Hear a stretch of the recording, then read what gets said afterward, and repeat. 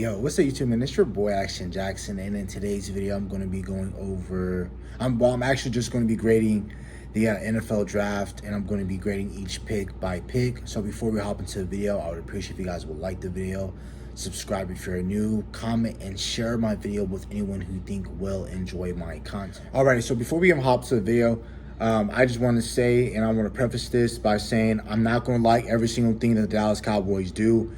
Game, drafting, selection, free agency. I don't have to like anything that the Dallas Cowboys do.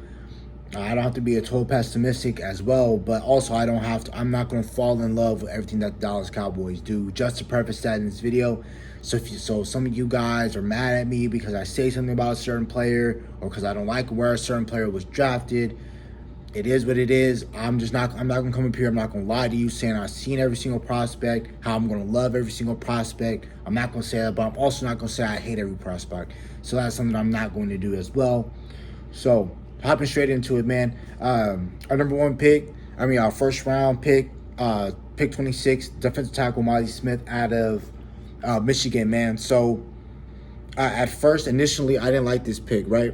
Because of the players who were on the board, like Nolan Smith and Joey Porter in particular.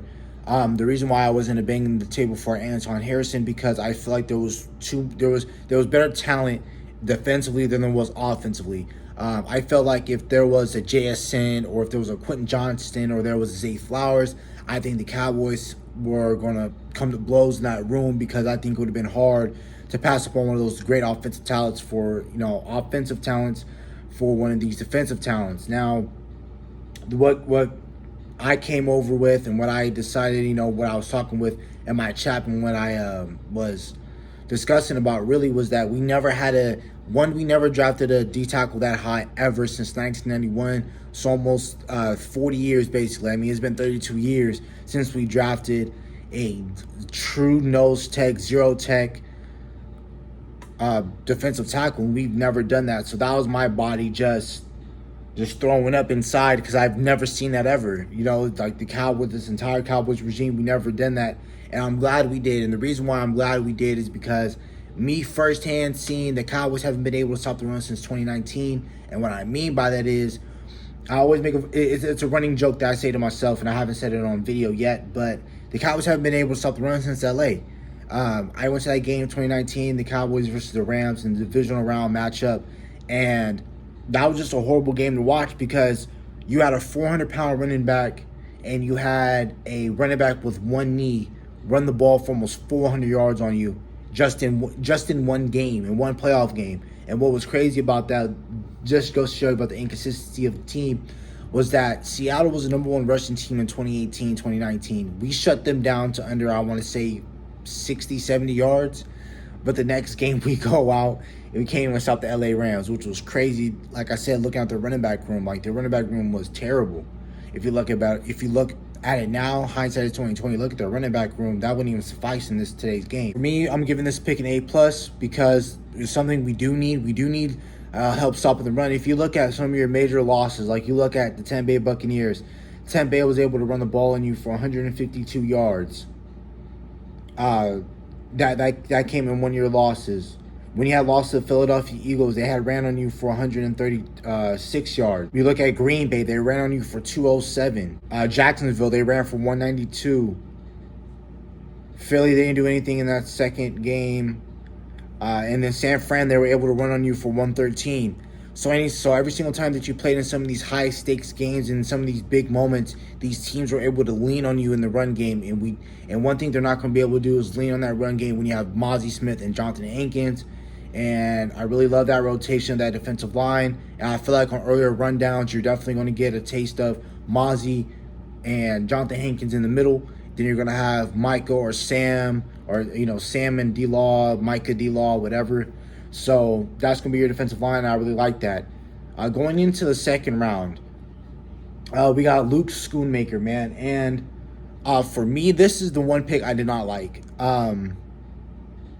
I think even thinking about it now, it's mid. I didn't really like it still to this day. Right now, he's going to have to show me something.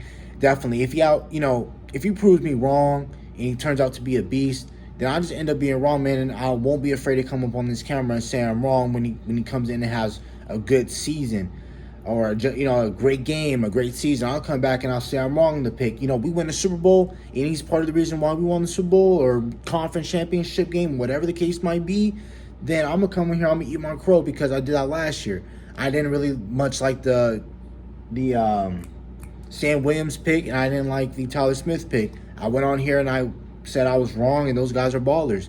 I can say the same thing for Schoonmaker and DeMarvin Overshown. The reason why I didn't like Schoonmaker, and the same thing what I want to do right now is I want to preface is that also these players are not bad. They're not bad players. I just feel like they were just better talent on the board. These are not bad players. Like Schoonmaker, DeMarvin Overshown, they're not bad players. I just feel like there was better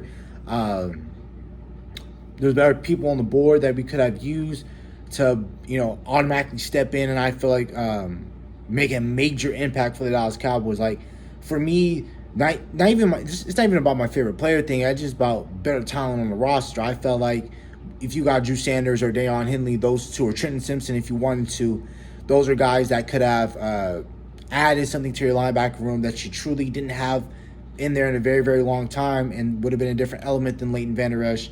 And they don't have hurt neck, hurt knees, anything like that. They don't have spinal fusion or anything like that. So I don't understand why the Dallas Cowboys didn't go Drew Sanders or Deion Henley. But I can't play woulda, coulda, shoulda.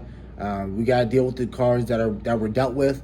So Schoonmaker, he's a 6'5" tight end out of Michigan. He's solid for you. Greatness as a C.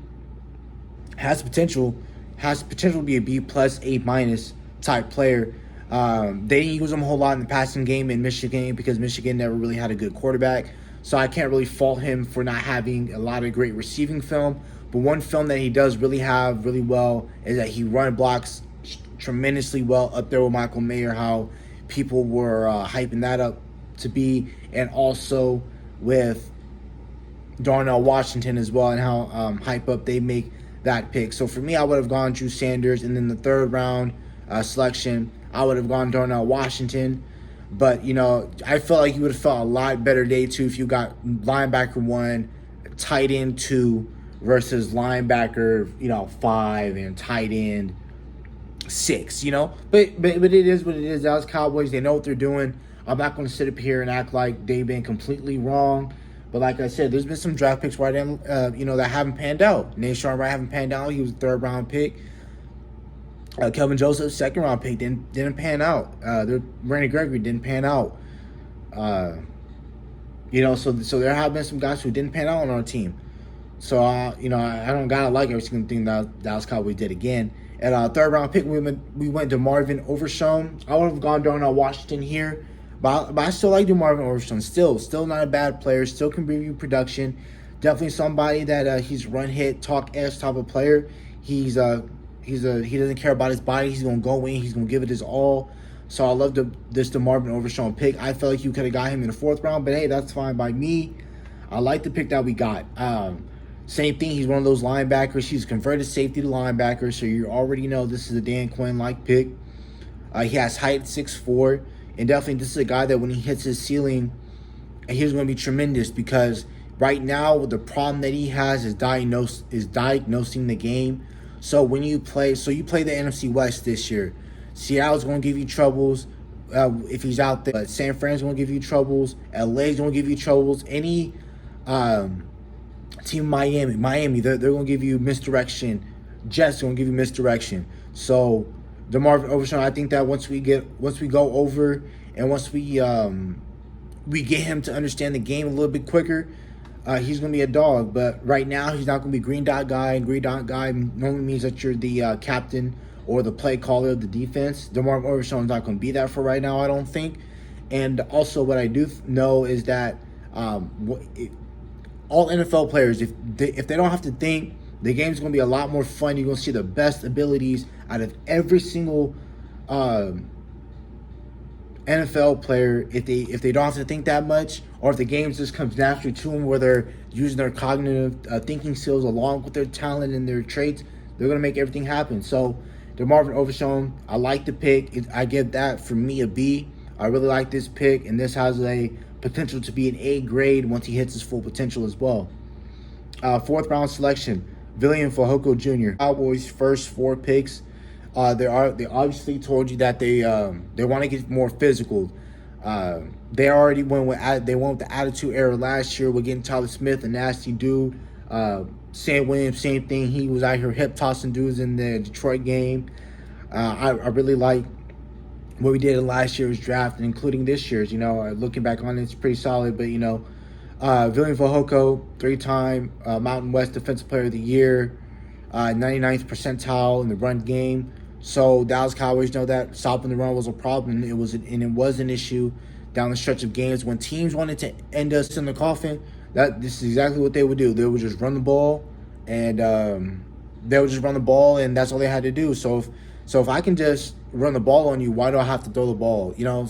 Like a lot of teams, if they could just rather run the ball, they would rather run the ball than throw the ball, because I would rather run the ball where I have a less chance of turning the ball over unless my running back has fumbling issues. Then I won't have much of a problem. But I like the Villian Fehoko pick. He's probably going to be your potential D-Law replacement if he does get some pass rush nuance, but I think he's really great in the run game. I did hear about them shifting him into inside for a D tackle, but I don't think we're going to be doing that. So I like the pick. I'm giving this an A-. Really great value at where you got him. I really like this pick. 5th round, Seam Richards at UNC. My bad. Some of the colleges, again, I forgot. Schoonmaker, Michigan. DeMarvin Overshown, Texas. Villian Fehoko, San Jose State. Now UNC, Seam Richards. Nice footwork.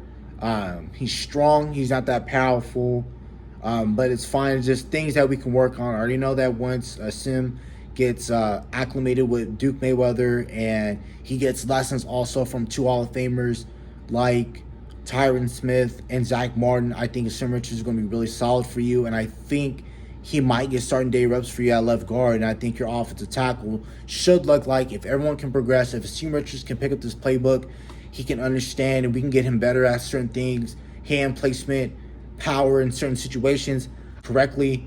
Have him in at left guard, and he'll be a solid left guard for you for the next couple of years. Tyler Smith, Richards, Biotish, Martin, Steele, if that's your 5, and like I said, Richards is solid. He isn't. If all I'm asking him to be is better than Jason Peters and Connor McGovern. That's all I'm asking him to be. I don't need him to be all world. I just need you to be better than those guys. If you just don't get bullied by Hargrave for the Niners, Jalen Carter, the Alabama Bros, Dexter Lawrence, Leonard Williams, you're fine in my book. I'll give this pick a B-. And the 6th round pick, Eric Scott Jr. out of Southern Miss. I think the Cowboys really like this guy. I understand what some of you guys are not really going to like him because of his 40 speed. The Dallas Cowboys said they have great measurables to tell other than his speed, or to tell him what his real speed is. And he ends up being a 4.4 guy, a late 4.3. He has long measurables. They're saying he ranks up there with like measurables with like Joey Porter with a long wingspan and Emmanuel Forbes is what I saw. So I think the Dallas Cowboys, I didn't watch him at all. So I don't really have much of an analysis other than he has great measurables. He's solid. He can take the ball away. He's solid in coverage. He only led, I think, like less than like 500 yards receiving. So he's a shutdown corner. And I think that if he gets acclimated into the defense, he gets lessons from Stephon Gilmore, future Hall of Famer, Trevon Diggs, a really great corner in this league. I think Eric Scott can potentially be something. And same thing with Eric Scott. I'm just asking him, can he be better than Anthony Brown? Can he be better than Nashawn Wright? Can he be better than Kelvin Joseph? That's all I'm asking for him. Second 6th round pick, and this is the pick that I love the most out of day 3. It was Deuce Vaughn, man. Deuce Vaughn is more than just Scout's son. He can go on the route, out the backfield. He can line up in the slot. He can do a lot of different things. He's speedy. He's quick, and he played for Kansas State, so you play already against great talent. He ran all over Alabama's defense for like 140 yards and 2 touchdowns. If you're doing that against SEC defenses, Power 5 defenses, you can play in this. You can play literally in the league. If you can light up a SEC defense and you can be consistently great, in your conference, especially play for the Big 12 out there. Deuce Vaughn's going to be just fine. He's going to step in. He's easily, for me, going to be running back 2. And this is somebody that is, I felt like if you had a Deuce Vaughn last year, Tony Pollard goes down, we don't miss a beat. That, again, Deuce Vaughn would have been your second best explosive player. And if you had Deuce Vaughn last year, I believe you would have loved to have Deuce Vaughn last year for you in that playoff game than a Ezekiel Elliott, right? So we're fine with a Deuce Vaughn. I love that pick. I really, really do. He's automatically, for me, going to be running back 2, and that, for me, that's an A grade. You got the best player on your board. He was the best player on the board. He had the best production, best talent coming out. For me, if he was just if he was 5'8", 5'9", 5'10", this is definitely somebody who would have went in the 3rd round. He would have went with Tajay Spears and Tank Bigsby and all of them. I think that if he was that high, he would have went that round. And for us, for somebody who I had as a 3rd, 4th grade player, and we 4th round player, and we got him in the 6th, that's a steal for me, in my opinion. Jalen Brooks, same thing. Don't know much about him. Heard he had great measurables, solid, fast guy. Possibly going to be a special teams guy. I'm not going to include any of the undrafted free agents, so I'm just going to roll with the players that were selected in the first 3 days. So that's it for me, really. The overall grade I'm going to give for the draft class, I'm going to give it a B minus. For me, this was a solid grade. I just felt like if you would have got linebacker 1 and tight end 3, I felt like you would have been a lot better. You would have been in a better position. But the Dallas Cowboys, you know what they're doing. It's fine. I'm just going to trust them for right now. And, I'm iffy on the Schoonmaker pick. If Schoonmaker turns it around, Schoonmaker goes out there and he becomes a monster. He just becomes he becomes one of these top tight ends. He steps on the scene for you, then that's fine. But yeah, that's the only iffy pick I had, and that's about it for the video. Hope you guys have a nice day. Stay safe, stay blessed. Bye.